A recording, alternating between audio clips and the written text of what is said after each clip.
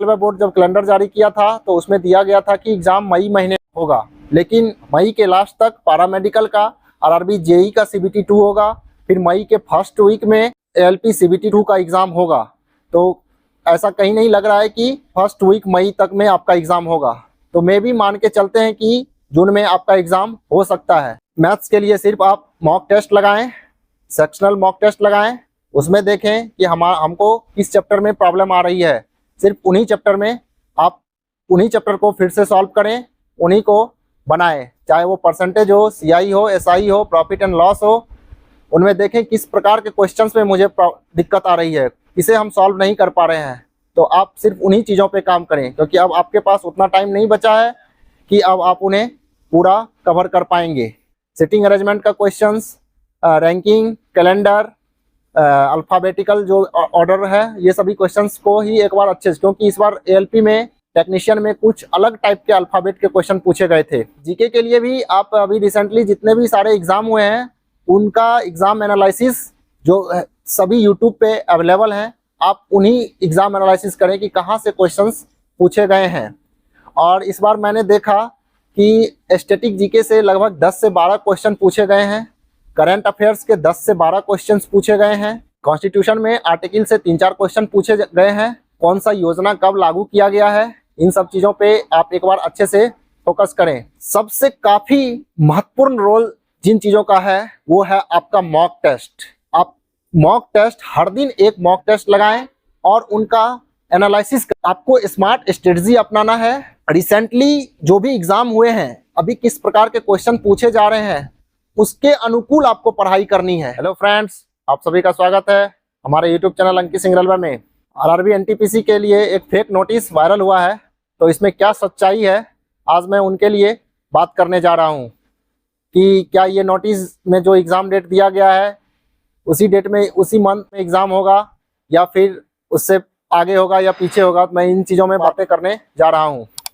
तो मैं ये नोटिस को देखा था तो मुझे ये नोटिस फेक नोटिस लगा, क्योंकि इसमें कुछ एडिटिंग किया हुआ था।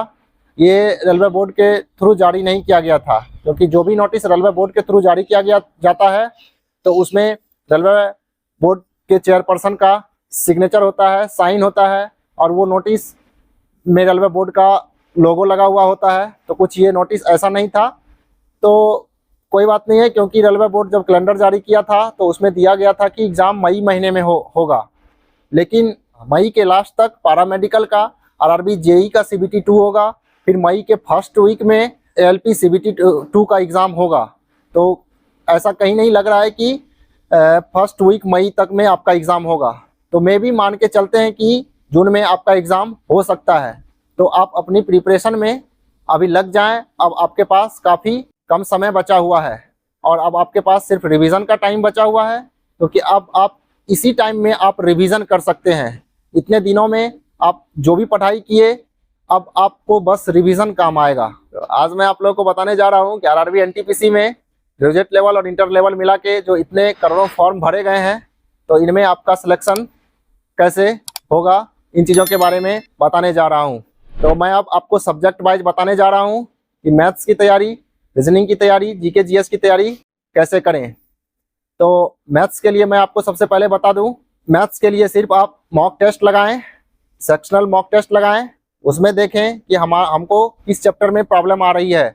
सिर्फ उन्हीं चैप्टर में आप उन्हीं चैप्टर को फिर से सॉल्व करें, उन्हीं को बनाएं, चाहे वो परसेंटेज हो, सीआई हो, एसआई हो, प्रॉफिट एंड लॉस हो। उनमें देखें किस प्रकार के क्वेश्चंस में मुझे दिक्कत आ रही है, इसे हम सॉल्व नहीं कर पा रहे हैं। तो आप सिर्फ उन्हीं चीज़ों पे काम करें, क्योंकि अब आपके पास उतना टाइम नहीं बचा है कि अब आप उन्हें पूरा कवर कर पाएंगे। और मैं अब फिर रीजनिंग के बारे में बात करने जा रहा हूँ। रीजनिंग के लिए भी मैं बता दूँ कि जितने भी अभी रिसेंटली प्रीवियस ईयर एग्ज़ाम हुए हैं उनका PDF डाउनलोड कर लें आप, टेलीग्राम पे अवेलेबल है, और सिर्फ आप उन्हीं को सॉल्व करें, उन्हीं को प्रिपेयर करें, क्योंकि PDF में हर एक चैप्टर के कम ही कम सवाल दिए गए हैं, लगभग 25-30 क्वेश्चन ही दिए गए हैं जो मेजर सेक्शन के क्वेश्चन हैं। मैंने भी सॉल्व करता हूं, तो मैं आपको ही बता दूं, बस उन्हें ही सॉल्व करें। सिटिंग अरेंजमेंट का क्वेश्चंस, रैंकिंग, कैलेंडर, अल्फ़ाबेटिकल जो ऑर्डर है, ये सभी क्वेश्चंस को ही एक बार अच्छे से, क्योंकि इस बार एएलपी में टेक्नीशियन में कुछ अलग टाइप के अल्फ़ाबेट के क्वेश्चन पूछे गए थे। तो आप उन्हें एक बार सॉल्व करें, उन्हें देख लें उनका क्या तरीका है, उन्हें बना लें और बस इतना ही करें, आपको ज़्यादा करने की ज़रूरत नहीं है। अब मैं आपको जीके के लिए बता रहा हूँ। अब जीके के लिए भी आप अभी रिसेंटली जितने भी सारे एग्ज़ाम हुए हैं उनका एग्ज़ाम एनालिसिस जो सभी यूट्यूब पे अवेलेबल हैं, आप उन्हीं एग्ज़ाम एनालिसिस करें कि कहाँ से क्वेश्चंस पूछे गए हैं। और इस बार मैंने देखा कि स्टैटिक जीके से लगभग 10 से 12 क्वेश्चन पूछे गए हैं, करंट अफेयर्स के 10 से 12 क्वेश्चंस पूछे गए हैं। आप इन्हीं चीज़ों पे ज़्यादा फोकस करें। कॉन्स्टिट्यूशन में आर्टिकल से 3-4 क्वेश्चन पूछे गए हैं, कौन सा योजना कब लागू किया गया है, इन सब चीज़ों पे आप एक बार अच्छे से फोकस करें। और करंट अफेयर्स, हर दिन का आप करंट अफेयर्स को पढ़ें, क्योंकि हर दिन का आप करंट अफेयर्स नहीं पढ़ेंगे तो रेलवे में रिसेंटली 1 ईयर का करंट अफेयर्स पूछा जाता है। तो आपको कम से कम जनवरी 2024 से जनवरी 2025 तक के करंट अफेयर्स को अच्छे से कंप्लीट कर लेना होगा। तो मार्केट में जो भी ईयरली बुक अवेलेबल हैं आप उन्हें परचेज करें, और अभी आपके पास वक्त भी है, आप उन्हें एक बार 2 बार अच्छे से पढ़ लें।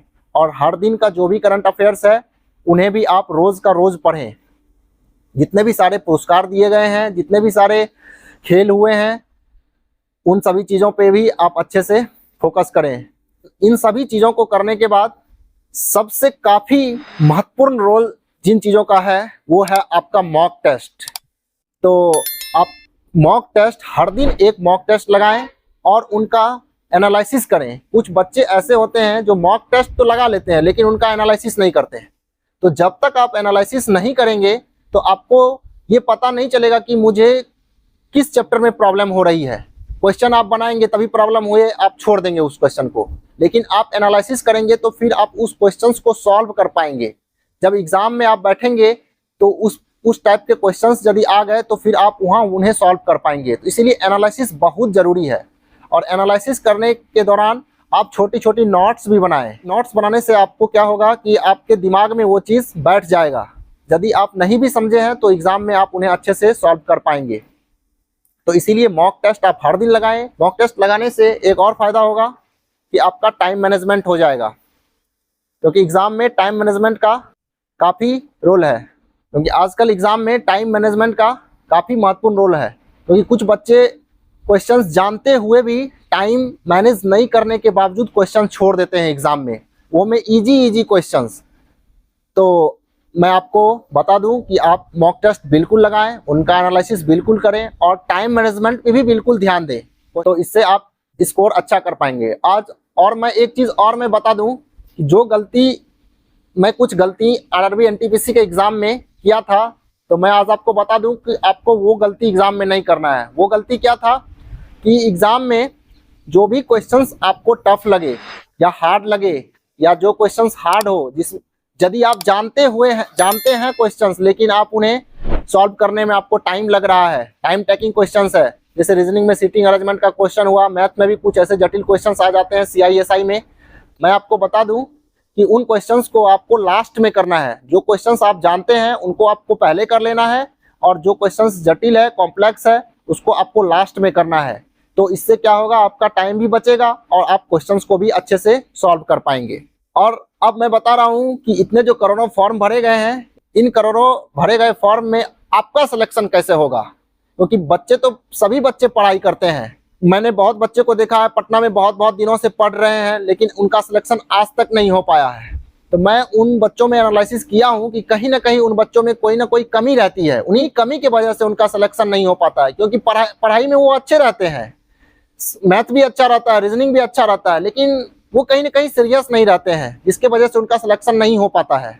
जब तक आप स्मार्ट स्ट्रेटजी नहीं अपनाएंगे, थोड़ा अलग तरीके से नहीं पढ़ेंगे, जो ऐसे नॉर्मल बच्चे पढ़ रहे हैं, थोड़ा भीड़ से अलग होकर आपको पढ़ना होगा, थोड़ा आपको पागल बनना पड़ेगा। अब कुछ बच्चे हैं कि जीके जीएस का एक ही, जैसे हम अपने बारे में थोड़ा बता दूं कि जैसे जीके जीएस की पढ़ाई करते थे, लूसेंट तो मैं पढ़ता था, लूसेंट बुक मैंने अभी तक मैं 10 बार से ज़्यादा पढ़ चुका हूँ, लेकिन लूसेंट बुक के अलावे यदि कोई मुझे और जीके जीएस का बुक मिलता था तो मैं उसे भी पढ़ लेता था।